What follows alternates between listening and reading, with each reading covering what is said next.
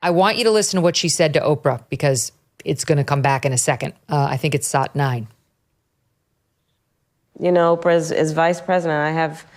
I've met over 150 world leaders, presidents, prime ministers, chancellors, and kings. And the thing about representing the United States of America is when we walk in those rooms around the world, we have historically and traditionally been able to walk in those rooms, chin up, shoulders back, with the self-appointed and earned authority to talk about the importance of democracies. People around the world are watching right now. Because you see, the thing about walking into a room and being a role model is people watch what you do to see if it lines up with what you say. Okay, here she is this weekend speaking in Scottsdale, Arizona. So we are all here together because we love our country. We love our country. And I was talking with some folks recently about the importance of understanding the duality, frankly, that exists in terms of our democracy. You know, as your vice president, I've now met over 150 world leaders. Presidents, prime ministers, chancellors, and kings. Chancellors and kings. And when we, representing the United States, walk in those rooms, traditionally we've been able to walk in those rooms, chin up, shoulders back. Chin up, shoulders back. With the earned and self-appointed authority to talk about the importance of democracies, rule of law. This is unbelievable. But I say to a room of role models, here's the thing about being a role model. When you're a role model, folks watch what you do to see if it matches up to what you say. Or to see if it's what you say every single time because you have no independent thinking, MBD. It's also like, this is the progressive gnat-like memory of history, right? So progressives are always talking about pride of their country in terms of the condition of the country in the last week or the last election. And then if it didn't go their way, they're kind of indifferent about it. And then they write the 1619 Project. Well, let me stand you by there for a second. I know where you're going and I want to hear this, and I want to get to the substantive analysis because she's, of course, like, we can't be proud of America unless I'm president or somebody other than Trump.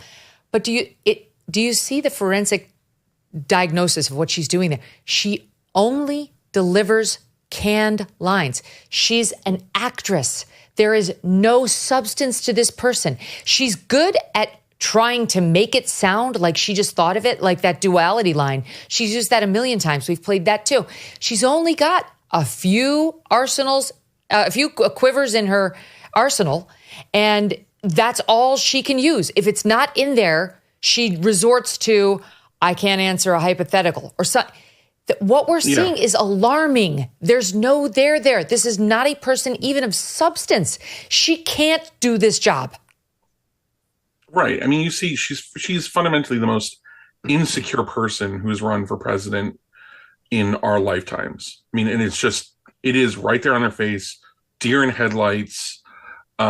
She cannot think for herself. You know, it is like, I've seen, you know, in my experience as a journalist, I've seen now how people prepare for debates or interviews, and candidates do this. And the really dumb ones try to memorize their answers. The really smart ones just get the most intelligent and difficult questions prepared for them by their own staff. And then they think through them and use their own brain and just prepare their own thoughts.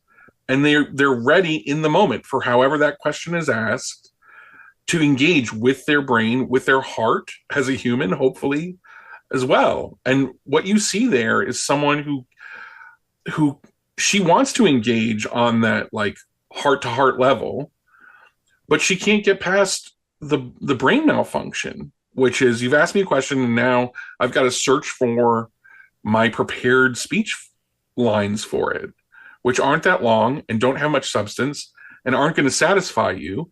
And then she kind of senses that the crowd isn't satisfied and tenses up even more. So yeah, like on the stagecraft, this is pretty hideous performance. And on the substance, again, like, it's just not true. Progressives never felt this way. When Reagan was elected, they would point to the European press saying, oh, the Americans have elected a cowboy fascist who's going to start World War III with Russia. When Barack Obama went on his European tour before the 2008 election, he was saying basically like, oh, I have to restore America's tarnished image from George W. Bush.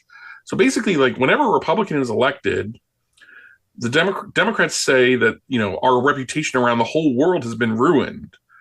And they just point to the progressive press overseas in a handful of countries to do this. Mm-hmm. It is ridiculous. And the idea that she alone and Trump alone stand for this stark divide is nonsense. This is history repeating itself over and over again. It is, in fact, it's another brain dead cliche. Not for nothing, but here's a little bit more on her love of this duality nonsense. The nature of democracy there are two sides to it in terms of the nature of it. There's a duality. I think that there's a duality to the nature of democracy. When it's intact, it's so strong. The nature of democracy, there's a duality to it. It has two sides to it. We know there's a duality to the nature of democracy. On the one hand, incredible strength when it is intact. What it does for its people to protect and defend their rights, their liberty, and their freedom. Incredibly strong. And incredibly fragile.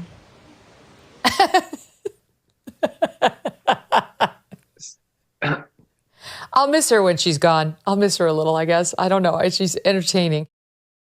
You know how much my family and I love our dogs. Yes, even Strudwick. It's been especially bad lately. Read the newsletter. There's an update.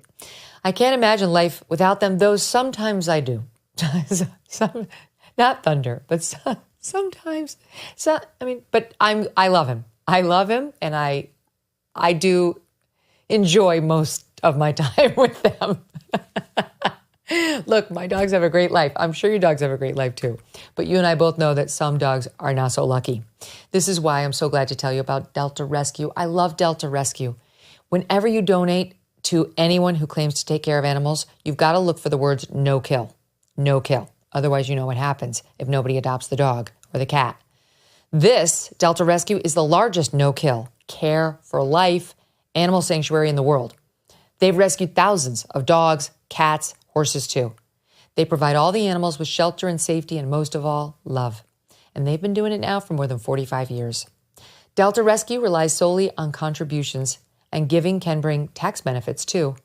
Speak with your estate planner about how you can grow your estate while helping animals in need, and check out the estate planning tab on their website to learn more. We love Thunder and Strudwick, but would love for other dogs who need care and attention and a home to find those too.